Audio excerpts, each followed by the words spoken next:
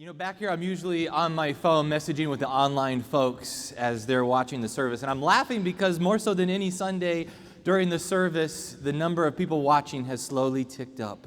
And so on this Daylight Savings Day, if you've just rolled out of bed and are tuning in, you made it in time for the sermon. Congratulations.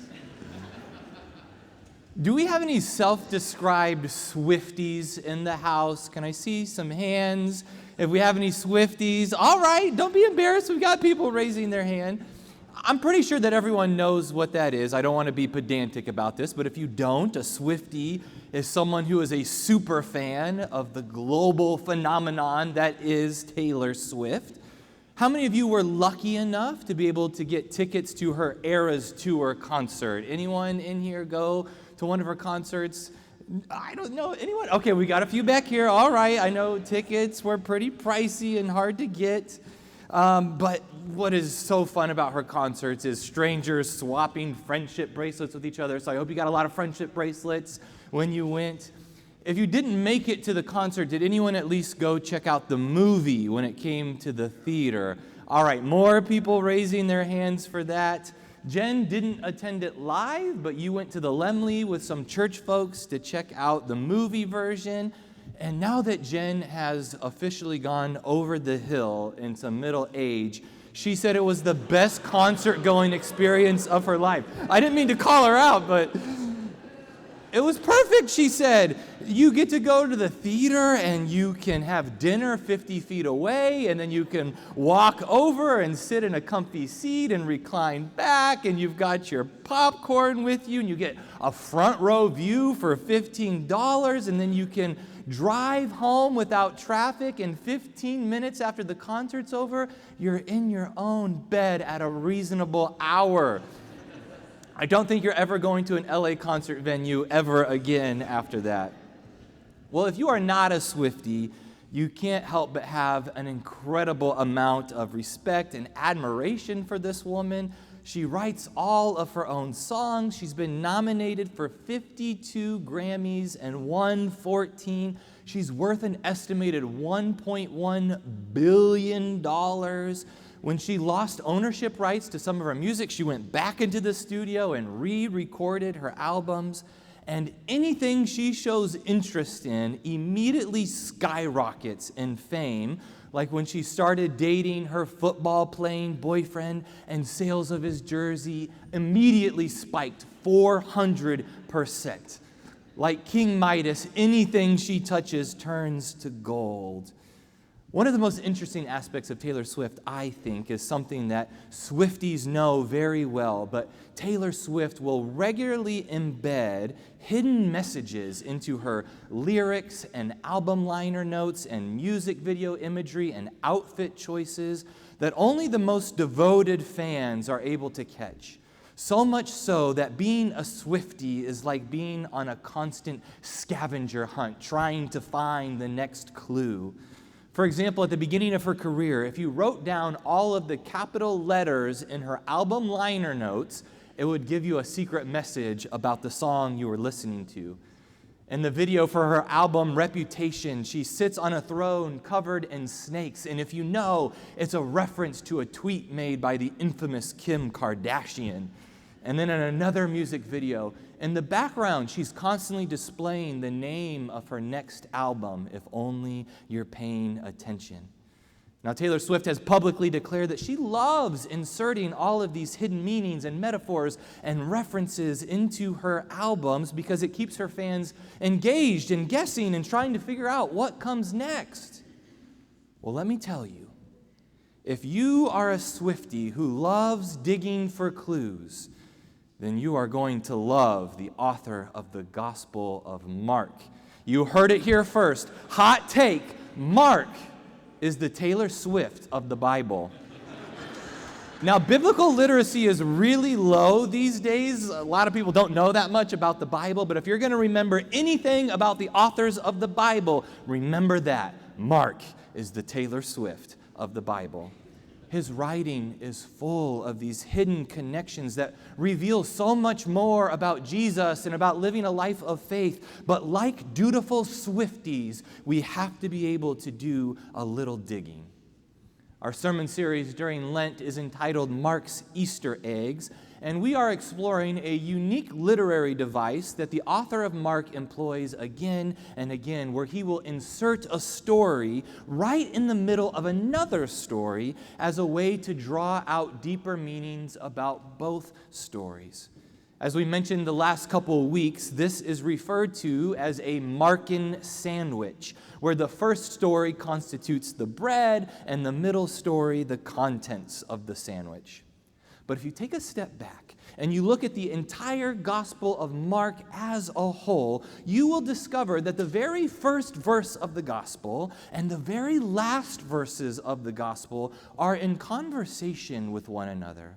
And the gospel itself is its own larger sandwich where everything that comes between the first and the last verses are meant to point back to the beginning and the end, such that like the movie Inception, where there is a dream within a dream within a dream, and Mark, there is a story within a story within a story, or a sandwich within a sandwich within a sandwich, which saying that out loud makes me really hungry. So thankfully we've got brunch church ready to go.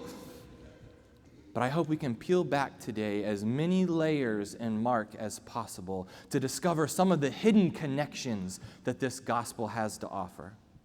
So Mark opens with these words in verse 1, the beginning of the good news about Jesus, the Messiah, the Son of God.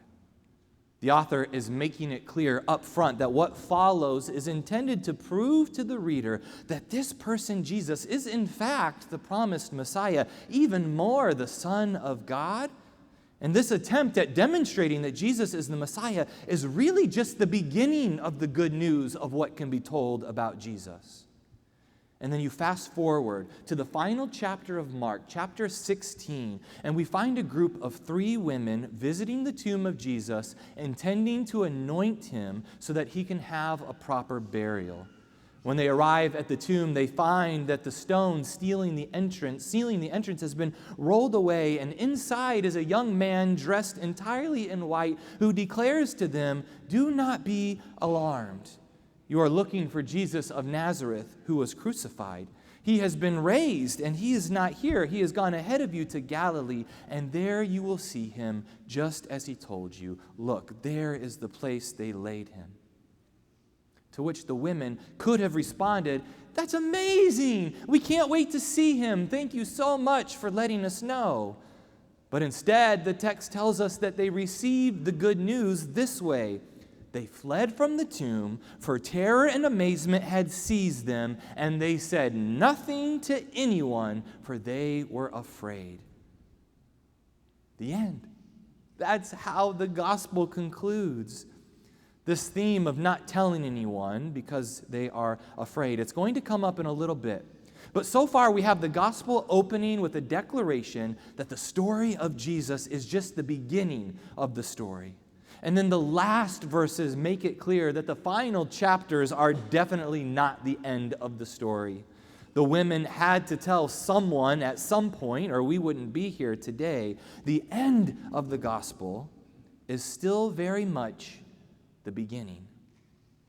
Now, right smack in the middle of those 2 bookends comes Jesus' interaction with his disciples in verses 27 through 30 of chapter 8 that we read today, where Jesus asks the disciples, "Who do people say that I am?" They respond with some of the most popular thoughts about this miraculous teacher. Maybe he's John the Baptist reincarnated, or the prophet Elijah returned from heaven, or maybe just the newest in a long line of prophets sent by God. Jesus asks them again, "But who do you say that I am?" And Peter boldly proclaims, "You are the Messiah." Ding, ding, ding. Peter gets it right. What is his prize, Jesus? At first blush, it seems as if Peter has it all figured out. He knows that Jesus is the Messiah. He is a person of faith. He has all of the answers. This is the end of his story, right? The end of his journey of faith. He has arrived. But Mark, being all Taylor Swift-like, goes right into the next story for a reason. Jesus lets his disciples know what kind of Messiah he's going to be. Not someone who's going to raise up an army and stage a military coup. Not someone who's going to build himself an extravagant palace and sit on his throne. Not someone who's going to ingratiate himself with the other elite and hobnob over state dinners. Look, guys, he tells his disciples, I'm going to undergo great suffering, be rejected by the chief priests and scribes, and then be killed. Peter isn't having this wacko idea, and so he takes Jesus aside and he rebukes him, and Jesus in turn rebukes Peter, and for the only time in the Gospels, he calls someone Satan, saying, You, Peter, are setting your mind not on divine things, but on human things. We thought that Peter understood everything when he declared that Jesus was the Messiah, but immediately we find out Peter doesn't really understand anything.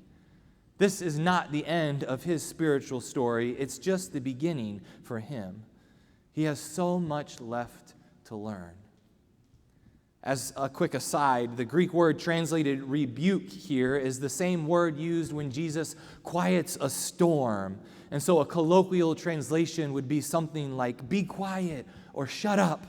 And you can totally imagine Jesus and Peter having an argument with each other. Be quiet, Jesus. No one's putting you to death. No, you be quiet, Peter. I'm totally getting put to death.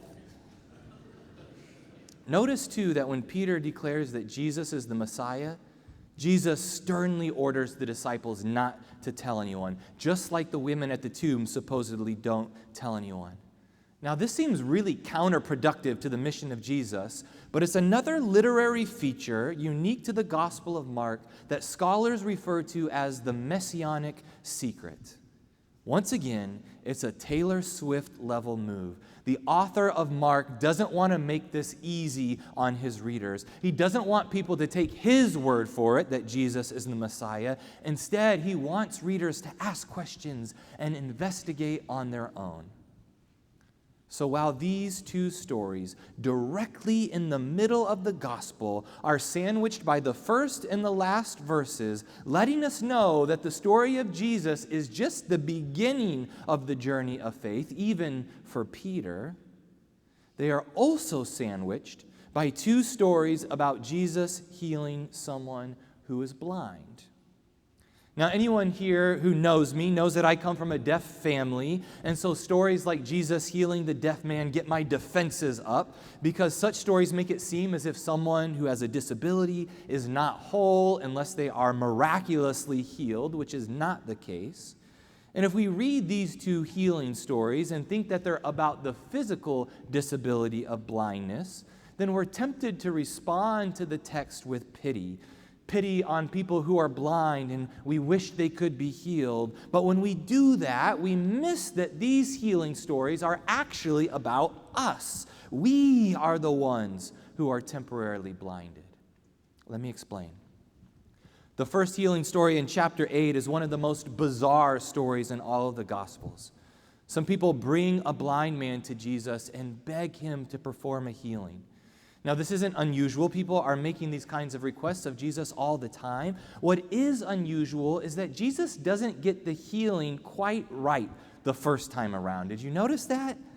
He puts saliva on the man's eyes, which gross, and he lays his hands on him and asks if he can see anything. And the man says, well, I can see people, but they look like trees walking around. What is happening here? How does Jesus only kind of heal somebody? It feels like Jesus is performing a magic trick, and he asks the guy, is this your card? And the guy says, no. So Jesus says, but is this your card? He lays his hands on the man again, and the text says he looked intently at him, and finally, this time, the man's eyes are fully restored.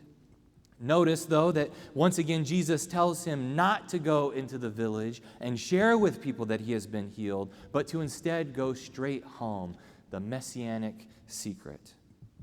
Just a short time later in the gospel, Jesus comes to across another person who is blind, a man by the name of Bartimaeus.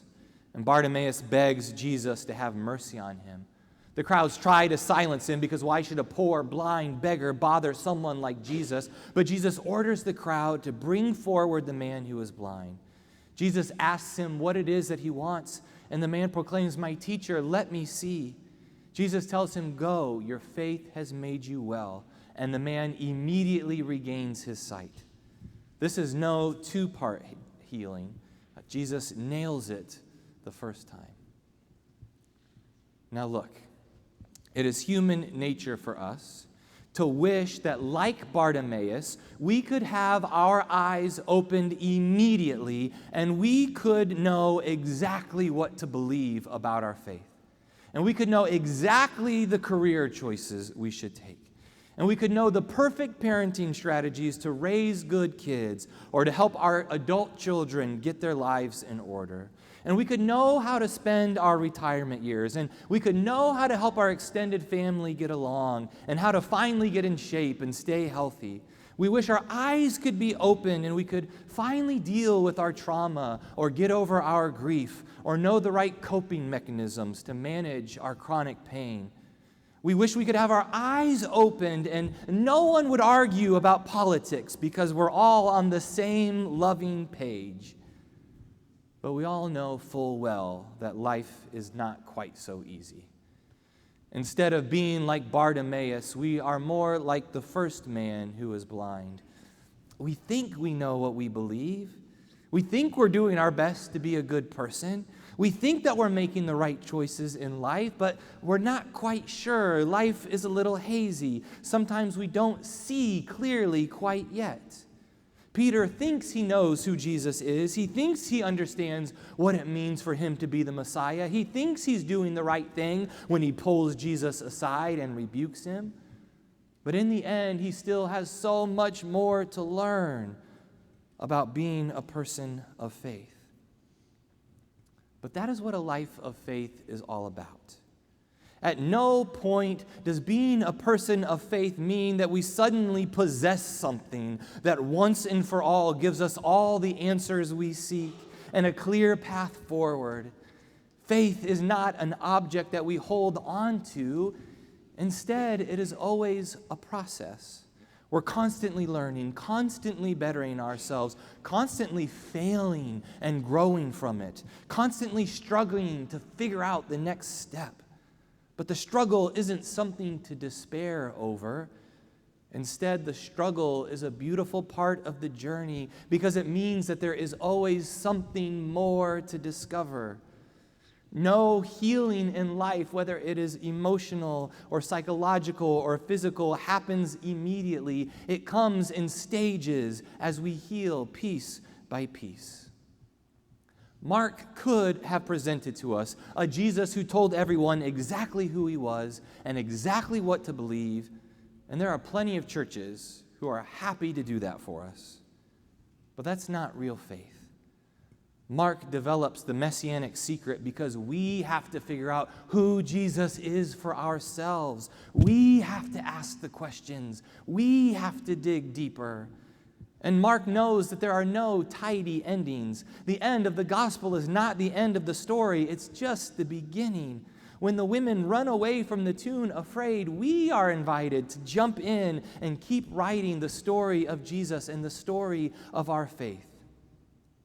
So whoever you are and wherever you are on life's journey, whether you are young and just venturing out or you are in your golden years and want to spend your precious time well, whether you feel like you are full of faith or whether most days all you sense is doubt, whether you feel great about what's happening in your life right now or whether you're stressed beyond comprehension and something has to change, know that for all of us, today is just the beginning of the good news in your life. The journey of our faith continues. Amen.